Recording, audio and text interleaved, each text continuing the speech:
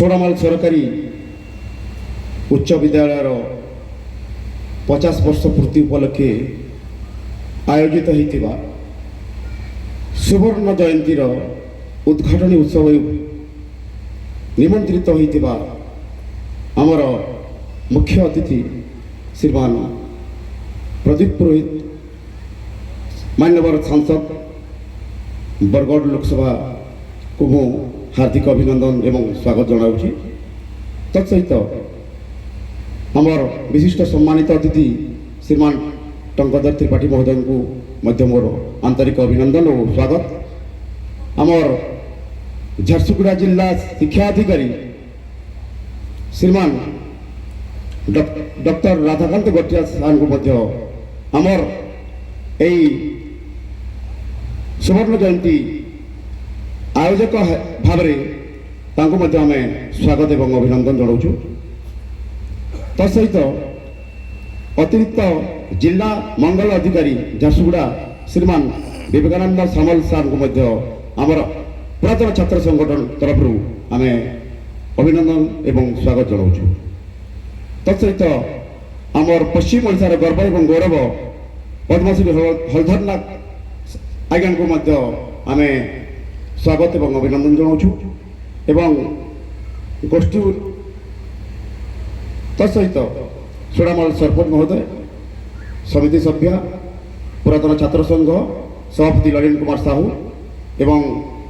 विद्यालय परिचालना कमिटीर सभापति श्रीमान गणेश किशन एवं यही विद्यालय को यही सुवर्ण जयंती पालन करने जो सहयोग छात्र पुरातन छात्र संगठन को जो सहयोग करी ए सुंदर कार्यक्रम आयोजन कर जो आमको सुजोग देती से प्रधान शिक्षक श्रीमान सुदर्शन सराफ सार को मध्य यही कार्यक्रम को आम धन्यवाद दे अभिनंदन एवं स्वागत कर 1974 मसीहार कथा सोड़ामाल हाईस्कूल तो दूर कथा इन्हें प्राथमिक शिक्षा ग्रहण करवार लगी भी इन्हें भित्तिभूमि तथा से प्रकार कौन सी सुजोग नहीं थी। रेगलपल्ली गोटे प्राथमिक स्कूल थिला जेने की प्रथम रु तृतीय श्रेणी तक शिक्षा ग्रहण करते जेटा कि मोर बुआ कका माने मुझे मोर जन्म करम नहीं होते न होते बोलिके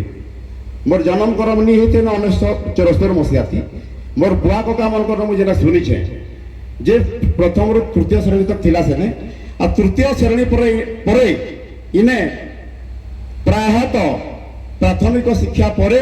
ताकर शिक्षाटा समाप्त हो जाऊला से माने हाईस्कूल पढ़वार लगी सुजोग नहीं पाते इना हाईस्कूल कौन प्रकार सुजोग नहीं इना सुजोग थिला आमर पड़ोसी जो आमर पड़ोसी ग्राम पंचायत जोटा कि कोलाबिरा लयड़ा ग्राम पंचायत हाईस्कूल थिला एठी लोक माने सुड़ामाल लयड़ा को हाईस्कूल पढ़ाई जाऊँ से हाईस्कूल पढ़ाई जाऊा समय विभिन्न प्रकार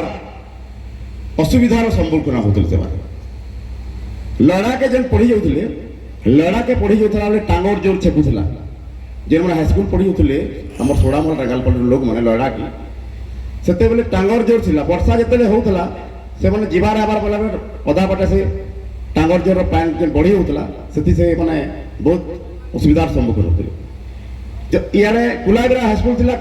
कुलाबिरा के जो पढ़वा चाहवा जड़े इे जो ब्रिज नहीं बनी थे आम समासिया ब्रिज इे भी माने बहुत असुविधा भोग करुले तो ई परिस्थिति रे सेते बेलर आम सोड़ामाल ग्राम पंचायत सरपंच 4-5 थर जे सरपंच होते स्वर्गत आनंद नायक तांको आमे यही कार्यक्रम रे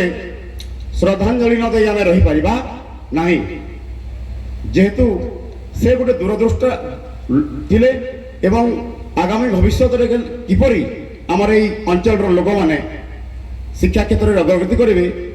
से उद्देश्य से चिंता करते एवं ତାଙ୍କୁ ସହଯୋଗ କରିଥିଲେ, ତାଙ୍କର କାର୍ଯ୍ୟରେ ସହଯୋଗ କରିଥିଲେ ଆମର ଅଞ୍ଚଳର, ଆମର ରେଙ୍ଗାଲପଲ୍ଲୀ ସୁଡ଼ାମାଲର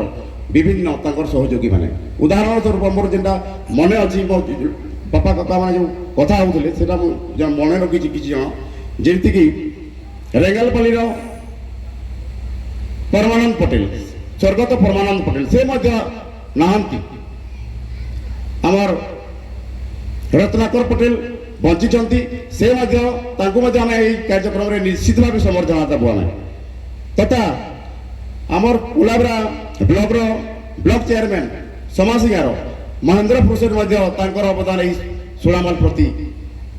ହାଇସ୍କୁଲ ପ୍ରତିଷ୍ଠାରେ ତାଙ୍କର ବହୁତ ଅବଦାନ ଅଛି। ତ ସେହି ମହାପୁରୁଷ ମାନେ ଚିନ୍ତା କଲେ ଆଉ ଏଇ ସୁଡ଼ାମାଲରେ ଗୋଟେ ହାଇସ୍କୁଲର ସ୍ୱପ୍ନ ଦେଖିକିରି ସେଟାକୁ ସାକାର କରିଥିଲେ 1974 ମସିହାରେ। ତ ଯେଉଁମାନେ ଏଇ ହାଇସ୍କୁଲକୁ ବା ଏଠି ଗୋଟେ ହାଇସ୍କୁଲ ହଉ ବୋଲିକରି ଚିନ୍ତା କରିଥିଲେ ତାଙ୍କୁ ମୋର କୋଟି କୋଟି ନମସ୍କାର, କୋଟି କୋଟି ପ୍ରଣାମ। এই হাইস্কুল যদি ହେଇନଥାନ୍ତା ଆମେ ଶିକ୍ଷା ଗ୍ରହଣ କରିପାରିନଥାନ୍ତେ। ଆମେ ଏଠି ହାଇସ୍କୁଲ ହେବା ଦ୍ୱାରା ଆମର ଶିକ୍ଷା ଆମେ ଭଲସେ ପାଠ ପଢ଼ି ପାରନୁ ଆଉ ଆମର ଭବିଷ୍ୟତକେ ଆମେ ଗଢ଼ି ପାରନୁ। ତ ଏଇଟା ହେଉଛି ଆମର ସୁବର୍ଣ୍ଣ ଜୟନ୍ତୀର ପାଳନ କରିବାର ଗୋଟେ ମୁଖ୍ୟ, ଯେ ଆମେ ଯେଉଁମାନେ এই ବିଦ୍ୟାଳୟକୁ ତିଆରି କରିଥିଲେ ତାଙ୍କୁ ମନେ ପକାଇବାର ଗୋଟେ ସୌଭାଗ୍ୟ ଅଛି। ତତ୍ସହିତ ଆମେ ଶୁଣିଲୁ ଯେ 1974 ମସିହାથી ସ୍କୁଲଟା ହେଇଥିଲା, 2024 ମସିହାથી 50 ବରଷ ହେଇଗଲାନ ବୋଲି। କିନ୍ତୁ 50 ବରଷ ହେଇଗଲାନ, କମସେ କମ ଯେନ୍ ସ୍କୁଲରେ ଆମେ ପାଠ ସାଠ ପଢ଼ଲୁ, ମନୁଷ୍ୟ ବାକଟେ ହେଲୁ, ସେ ସ୍କୁଲ ବାବଦରେ କମସେ କମ ଗୁଣଗାନ କରବାଟା ଗୋଟେ କର୍ତ୍ତବ୍ୟ ଭାବିକିରି ଗତ 2024 ମସିହାରେ 24 ମସିହା ଏପ୍ରିଲ ମାସରେ ଆମେ ଟିକେ ଚିନ୍ତା କଲୁ କିଛି ଜଣ, ଆଉ ନାଇଁ ଯେହେତୁ ଆମେ ପାଠ ସାଠ ପଢ଼ଲା ମନୁଷ୍ୟଟେ ହେଲା, ଆମକେ ନିହାତି ଇ ସ୍କୁଲର ଗୁଣଗାନ କରବାକେ ପଡ଼ବା, ଆମକୁ ସୁବର୍ଣ୍ଣ ଜୟନ୍ତୀ ପାଳନ କରବାକେ ପଡ଼ବା। ତ ସମସ୍ତେ ଆମେ ସୁଡ଼ାମାଲର ରେଙ୍ଗାଲପଲ୍ଲୀର ଅଞ୍ଚଳର ସମସ୍ତେ ସ୍ଥାନୀୟ ପୁରୁଣା ଛାତ୍ରମାନେ ବିଚାର ହେଲୁ ଆଉ ଦିନେ ମିଟିଂ କଲୁ ଆଉ ସମସ୍ତେ ସହଯୋଗ କଲେ, ମତାମତ ଦେଲେ ଯେ ନାଇଁ ନିହାତି ସୁବର୍ଣ୍ଣ ଜୟନ୍ତୀ ହେବା କଥା। ଆଉ ଆମେ ଗୋଟେ ହ୍ୱାଟ୍ସଆପ୍ ଗ୍ରୁପ୍ ତିଆରି କରିକି ସମସ୍ତଙ୍କୁ এই ବିଷୟରେ ଆମେ ଜଣେଇଲୁ। ଏଠି ଆଉ ଗୋଟେ ବଡ଼ କଥା ଯେ